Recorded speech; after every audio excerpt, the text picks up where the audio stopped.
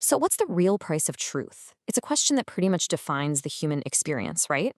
It's this path that takes a ton of courage, it challenges everything we think we know, and honestly, it can come at a huge personal cost. In this explainer, we're going to dive into what it really takes to look for truth in a world that a lot of the time would much rather stick with comfortable illusions. It's wild to think that over 2,000 years ago, the philosopher Plato absolutely nailed this problem. He saw this timeless struggle between the person who catches a glimpse of a deeper reality and the society that's just clinging to the shadows they know. And this isn't just some ancient history lesson, it's a fight that plays out again and again in every single generation.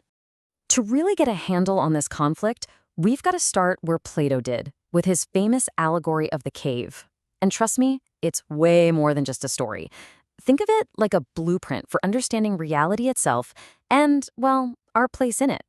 Okay, so picture this. You've got these prisoners who've been chained up since they were born, staring at a stone wall. Their entire world, everything they've ever known, is just this flickering show of shadows. They give the shadows names, they argue about what they mean. They've built their whole lives around being experts on these illusions, with no idea that they're just watching echoes of a much bigger, much realer world. And then everything changes. One of the prisoners is set free. When he turns around, the firelight is actually painful to his eyes, and seeing the real objects that cast the shadows is just confusing. But right there, in that discomfort, he has this mind-blowing revelation. The reality he knew his entire life, it was just a projection, a shadow of the actual truth. So now, with this spark of curiosity, he struggles his way out of the cave. At first, the sunlight is totally blinding, almost too much to handle. But as his eyes start to adjust, he sees the world as it actually is, vibrant, complex, real. He's seeing trees and mountains in the sky for the first time, a reality that's so much richer than those flat shadows he left behind. But this is where the story takes a really tragic turn. He goes back into the cave because he's excited, right? He wants to share this incredible discovery. But his friends, they don't get it.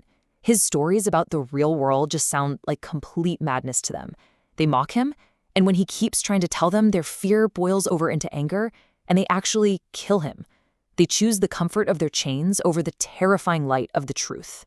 And here's the thing, Plato's allegory, it's not just some philosophical thought experiment. It's a chillingly accurate prediction. I mean, history is just littered with real people who paid the ultimate price for trying to show the rest of us what was outside the cave. Just look at this list. The pattern is brutal and you just can't deny it. You have thinkers who dared to question how things were, and they faced the absolute worst consequences. From Socrates, forced to take his own life just for encouraging people to think critically, to Galileo, silenced under house arrest for daring to suggest the Earth wasn't the center of the universe. Their crime, if you can even call it that, wasn't against people. It was against established ideas. And for that, they paid with their freedom and their lives. These are the words Giordano Bruno supposedly said to the very judges who sentenced him to be burned at the stake.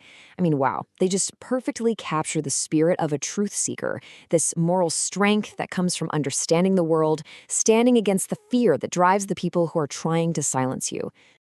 Now, this conflict between new discoveries and what everyone believes, it didn't just end in the 1600s. Today, it often gets framed as this big clash between two really powerful ways we try to understand the world, science and religion. At the heart of it all, they just have fundamentally different approaches. Science is all about a process of constant testing, questioning, and refining. It's literally designed to change when new evidence comes along. Religion, on the other hand, is often built on belief in core doctrines that are unchanging. So you have one system that's built to evolve and another that's built to endure. And believe me, this isn't just some abstract debate for a classroom.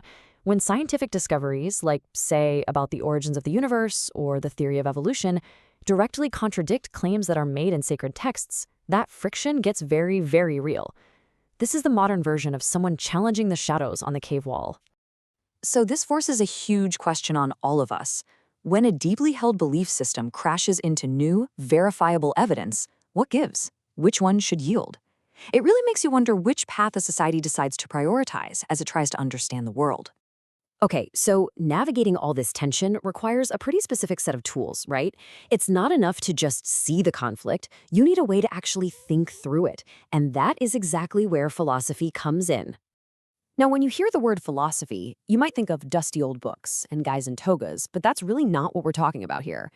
It isn't about having all the answers. It's about learning how to ask better questions. Think of it as a practical method for looking at your own beliefs, questioning your assumptions, and just building a stronger, more meaningful understanding of the world. We can actually break this toolkit down into three main parts. First, you've got philosophy for the mind, which is all about questioning how we even know the things we think we know. Then there's philosophy for the body. That's exploring our relationship with our physical selves.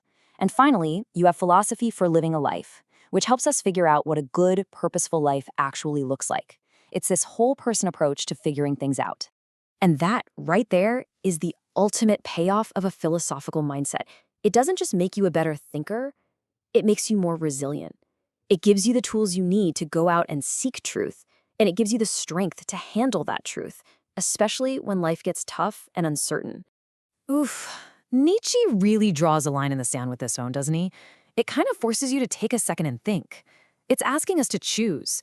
Do we want the comfort of belief, the familiar shadows on the cave wall?